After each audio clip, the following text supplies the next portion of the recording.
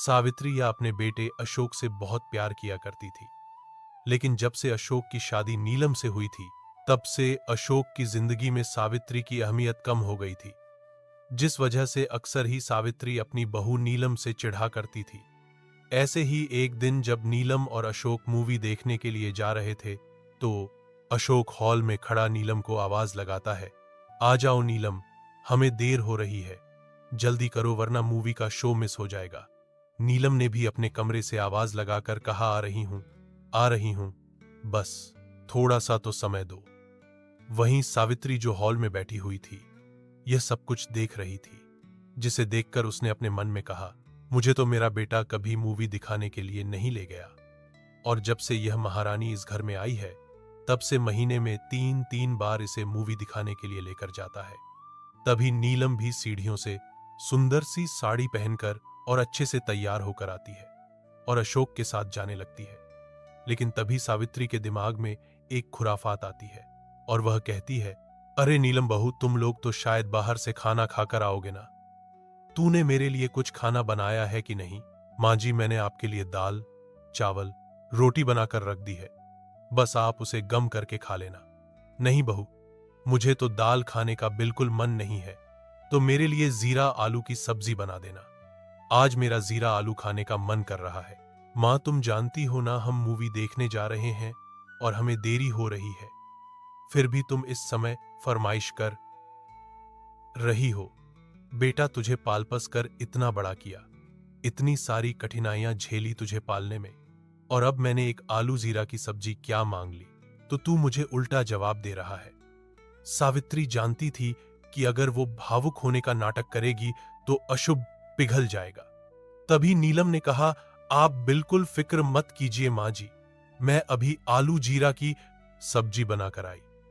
नहीं नीलम, अगर तुम खाना बनाने के लिए गई तो हमारी मूवी मिस हो जाएगी। एक काम करिए माँ, आप भी हमारे साथ चलिए और खाना हम बाहर ही खा लेंगे। वहां आपको चाहे आलू जीरा खाना हो या दाल, वो आपकी मर्जी होगी। जिसके बाद सावित्री भी अपने बेटे और बहू के साथ मूवी देखने के लिए निकल जाती है। थोड़ी देर में वह एक रेस्टोरेंट में जाते हैं और वहां पर अशोक सबके लिए दाल, चावल, आलू, जीरा और कई तरह का खाना ऑर्डर कर देता है। जैसे ही खाना टेबल पर आता है, सावित्री ने खाने की खुशबू सूंघ कर कहा, अरे यह क्या अशोक, तू मुझसे पाप करवाना चाहता है? तू जानता है कि शनिवार के दिन मैं लहसुन प्याज नहीं खाती, और तू मुझे इस तरह का खाना खिला रहा है। नहीं नहीं नहीं, मैं यह नहीं खा सकती। अशोक ने 3 लोगों के हिसाब से खाना मंगवा लिया था, जिसके बाद अब अशोक और नीलम ही खाना खाते हैं, और घर जाने के बाद नीलम को रात के 11:00 सावित्री के लिए खाना बनाना पड़ता है, क्योंकि वह नहीं चाहती थी कि उसकी सास भूखे पेट सोए। यूं ही दिन गुजरते हैं, लेकिन सावित्री की हरकतों में बिल्कुल भी बदलाव नहीं आता। एक दिन अशोक और नीलम की शादी की सालगिरह थी और अशोक के घरवाले और नीलम के घरवाले साथ में एक रेस्टोरेंट में खाने के लिए जाते हैं, जहां सबसे पहले तो सावित्री जो भी अशोक रेस्टोरेंट सजेस्ट करता, उसमें नाटक करती थी और कोई ना कोई नुक्स निकाल देती थी।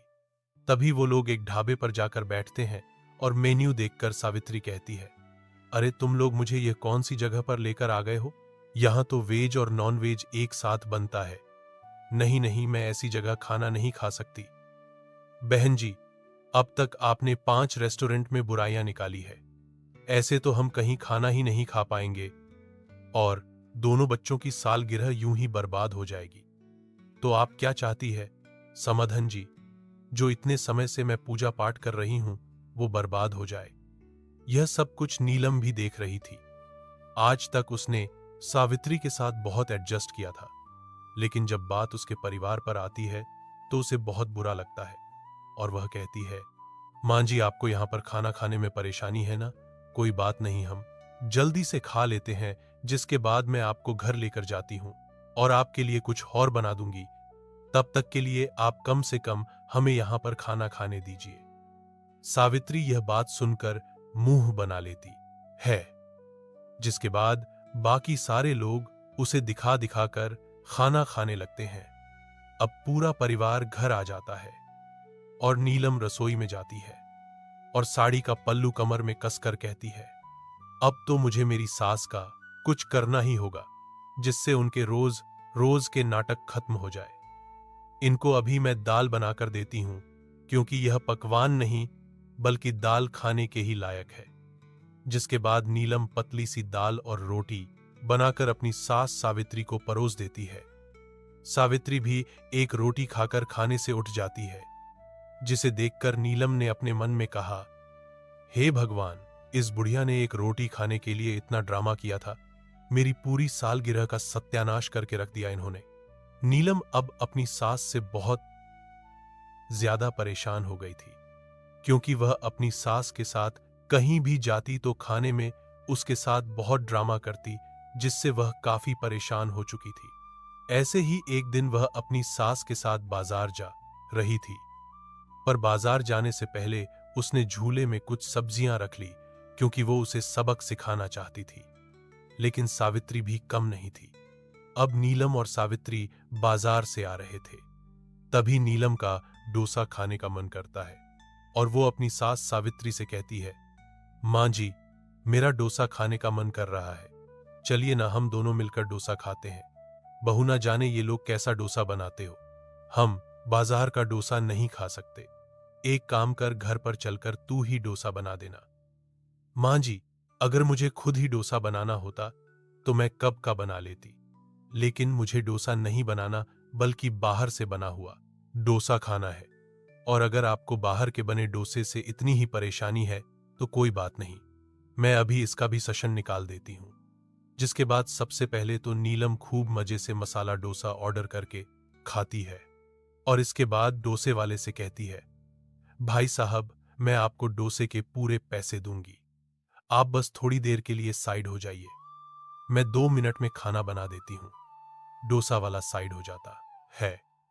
जिसके बाद नीलम खुद ही प्याज काटती है क्योंकि आज शनिवार नहीं था और सावित्री प्याज खा सकती थी, और खुद ही डोसे का बैटर तवे पर गिराकर डोसा तैयार करती है और जिसके बाद अपनी सास को देते हुए कहती है, मां जी, यह खाना मैंने बनाया है, वो भी बहुत सफाई से, अब तो आप इसे खा सकती है ना। अब घर जाने के बाद मुझे दोपहर में आपके लिए अलग खाना बनाना पड़ता, उससे अच्छा है ना कि मैंने यहीं आपके लिए खाना बना दिया। सावित्री चारों तरफ देखती है। वहां डोसा खाने के लिए और भी ग्राहक आए हुए थे और नीलम की यह हरकत देखकर सभी ग्राहक उसे देख रहे थे। यह सब देखकर सावित्री को बहुत शर्मिंदगी महसूस होती है, लेकिन फिर भी सावित्री उस डोसे को खा लेती है। ऐसे ही एक दिन नीलम बहुत खुश थी और वह घर में सबको बताती है कि उसकी छोटी बहन का रिश्ता पक्का हो गया है और अगले हफ्ते नीलम की छोटी बहन की सगाई थी। घर में हलवाई बैठा हुआ था और हर कोई शादी की तैयारियों में लगा हुआ था। जब सब खाना खाने लगते हैं तो नीलम भी अपनी सास के लिए खाना लेकर आती है, जिस पर सावित्री कहती है, बहू, तू तो जानती है मैं बाहर का खाना नहीं खा सकती, मुझे किसी और के हाथ का खाना हजम ही नहीं होता, मुझे तो तेरे हाथ का खाना ही अच्छा लगता है। न जाने ये लोग कितनी गंदगी में खाना बनाते होंगे, इसीलिए मैं तो घर जाकर ही खाऊंगी। कोई बात नहीं मां जी, आपको मेरे हाथ का खाना ही खाना से है ना, आप रुकिए, मैं 2 मिनट में खाना बना देती हूं। जिसके बाद नीलम अब टेंट के पीछे हलवाई के पास जाती है और हलवाई से कहती है, भाई साहब, मेरी सास न सिर्फ मेरे हाथ का खाना ही खाती है, आप 2 मिनट के लिए हट जाइए ना, मैं अभी अपनी सास के लिए खाना बना देती हूं। जिसके बाद नीलम अपनी महंगी साड़ी का पल्लू अपनी कमर में कसती है और चूड़ियों को ऊपर चढ़ा देती है और वह आटा लगाकर खुद ही अपनी सास के लिए रोटियां बेलती है और खुद ही सब्जी बनाकर तैयार कर देती है। सगाई में आए हुए सभी मेहमान नीलम की हरकत को देखकर हैरान थे, लेकिन नीलम को बिल्कुल भी शर्म नहीं आ रही थी। जिसके बाद वह अपनी सास के लिए खाना लेकर आती है और परोसते हुए कहती है, मां जी, मैंने आपके लिए खाना बनाकर तैयार कर दिया है, अब तो आप इसे खा सकती हैं ना, क्योंकि यह मेरे हाथ का बना हुआ ही खाना है। आप फिक्र मत कीजिए, मैं आपको भूखा नहीं रहने दूंगी। और वैसे भी आज तो मेरी बहन की सगाई है। आज के दिन तो अपनी सास को मैं कैसे भूखा देख सकती हूं। अब सावित्री को भी अपनी बहू नीलम की हरकतें देखकर काफी शर्मिंदगी महसूस होने लगती है, लेकिन वह कुछ नहीं कह पाती। पर सगाई में आई हुई औरतें बातें करने लगती है। अरे, जब बाहर का खाना अच्छा नहीं लगता तो बाहर खाना खाने के लिए जाती क्यों है? हाँ देखो, बेचारी नीलम को अपनी सास का कितना ज्यादा ध्यान रखना पड़ता है। इतने अच्छे कपड़े पहनकर भी यह हलवाइयों के बीच में इसको खाना बनाना पड़ा। थोड़ा तो सोचना चाहिए नीलम की सास को।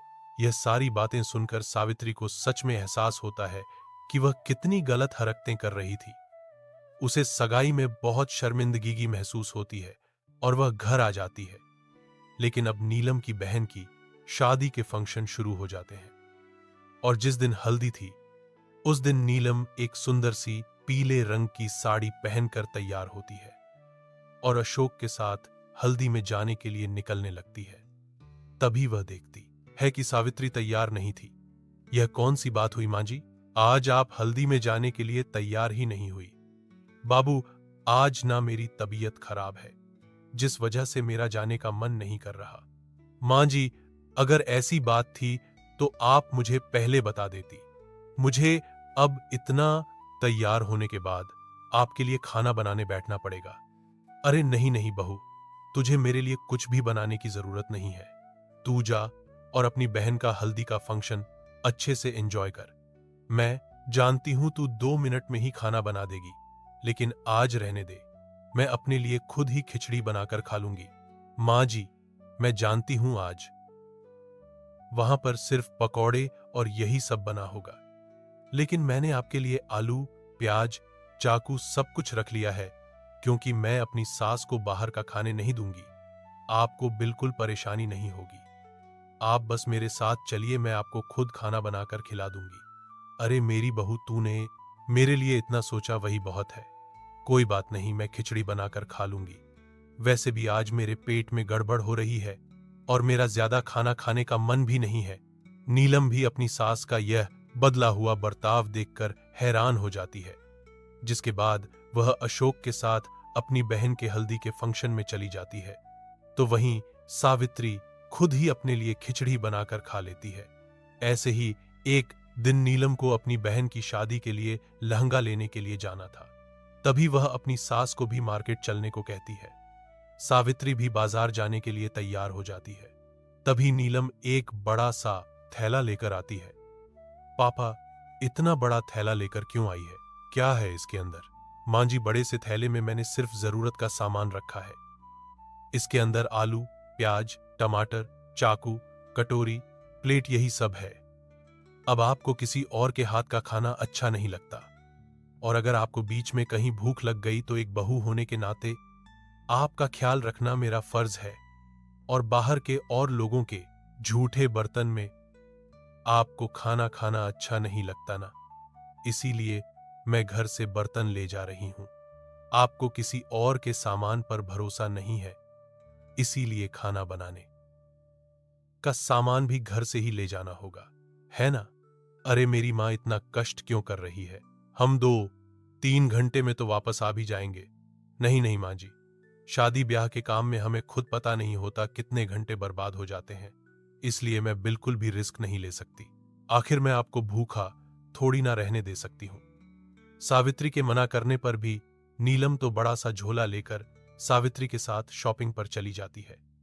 शॉपिंग करते हुए सावित्री के मुंह से गलती से निकल जाता है, बाबू, मैं तो थक गई हूं और मुझे बहुत भूख भी लग रही है। सावित्री यह बोलती है, जिसके बाद हैरान होकर अपने मुंह पर हाथ रख लेती है। पर तभी नीलम इस बात को पकड़कर बैठ जाती है। अरे अरे, मेरी मां को भूख लग रही है, मैं आपको भूखा कैसे देख सकती हूँ? रुकिए, मैं अभी आपके लिए खाने का इंतजाम करती हूँ। जिसके बाद नीलम एक ढाबे पर जाती है। सबसे पहले तो वह खुद पेट भरकर खाना खाती है और इसके बाद खाना बनाने के लिए ढाबे के अंदर घुस जाती है। जिसके बाद वह अपनी साड़ी का पल्लू फिर से कसती है और खाना बनाने लगती है। उसे खाना बनाते देखकर आसपास के लोग नीलम से ज्यादा सावित्री को घूर घूर कर देख रहे थे। हे भगवान, मुझसे कितनी बड़ी गलती हो गई। मुझे इसे बताने की क्या जरूरत थी कि मुझे भूख लगी है। अब इसने फिर से मेरी बदनामी कर दी। क्या करूं मैं इस लड़के का? सावित्री पछता तो रही थी, लेकिन अब बहुत देर हो गई थी। अब नीलम अपनी सास के लिए थाली में खाना परोस कर ले आती है और अपनी सास से कहती है, मां जी, खाना खा लीजिए। आपके लिए मैंने खुद अपने हाथों से खाना बनाया है और यह आलू, प्याज, टमाटर सब कुछ घर का है। अब तो आपको परेशान होने की जरूरत ही नहीं है। यह देखकर सावित्री को बहुत बुरा लगता है और उसकी नजर शर्म से झुक जाती है। तो वहीं ढाबे में काम करने वाला आदमी दूसरे आदमी से कहता है, न जाने कैसी सास है जो अपनी बहू को इतना परेशान कर रही है। पहले तो सास बहू मिलकर सुबह से शॉपिंग करने में लगे हुए हैं और फिर इस बेचारी से खाना भी बनवा रही है, वो भी बाहर। सच में कितनी बुरी सास है। अरे शॉपिंग तो इतनी सारी करी है इन लोगों ने, लेकिन बाहर का खाना खाने में इस बूढ़ी अम्मा के दांत घिस रहे हैं। बताओ, अपनी बहू के साथ कोई ऐसा करता है क्या? यह बातें सुनकर सावित्री को और बुरा लगता है और वह जानबूझकर घूंघट कर लेती है, जिसके बाद नीलम के साथ घर आ जाती है और फाइनली वह दिन आ जाता है जिस दिन नीलम की बहन शिखा की शादी थी। नीलम सुंदर सा लहंगा पहनकर तैयार हो रही थी। वहीं सावित्री अपना कमरा बंद करके बैठी हुई थी और अशोक पहले से शादी की तैयारी करवाने के लिए अपने ससुराल जा चुका था। नीलम लहंगे में तैयार होकर अपनी सास के पास आती है और कहती है, मां जी, यह सब क्या है? आप कमरा बंद करके बैठी हुई है और आप अभी तक तैयार नहीं हुई। आपने अब तक कपड़े भी नहीं बदले और ये क्या? अब तो नहाई तक नहीं है। अब आप मेरी बहन शिखा की शादी में बिना नहाए आना चाहती है क्या? बहू, मैं शादी में नहीं आ पाऊंगी, तू चली जा। नहीं मां जी, आप हल्दी की रस्म में भी नहीं गई थी। अब आपको शादी में तो जाना ही पड़ेगा, वरना सारे रिश्तेदार मुझे ताना देंगे। आप बिल्कुल भी चिंता मत कीजिए। मैंने एक सूटकेस भर के प्याज, टमाटर, आलू, गैस सब कुछ रख लिया है और मैं वहां पर आपको अपने हाथों से खाना बनाकर खिला भी दूंगी। सावित्री यह सुनकर पछताने लगती है, जिसके बाद वह हाथ जोड़कर अपनी बहू से कहती है, अरे मेरी मां, तू मुझे वहां जाकर शर्मिंदा ना करे और खाना बनाकर ना खिलाए। इसीलिए तो मैं तेरे साथ शादी में नहीं जाना चाहती। जहां देखो वहां आलू प्याज लेकर पहुंच जाती है। कितना अजीब लगता है यह सब। लोगों को लगता है कि मैं अपनी बहू को कितना ज्यादा परेशान करती हूं। अजीब क्यों लगता है मां जी? आप ही ने बोला था, आपको बाहर का खाना अच्छा नहीं लगता।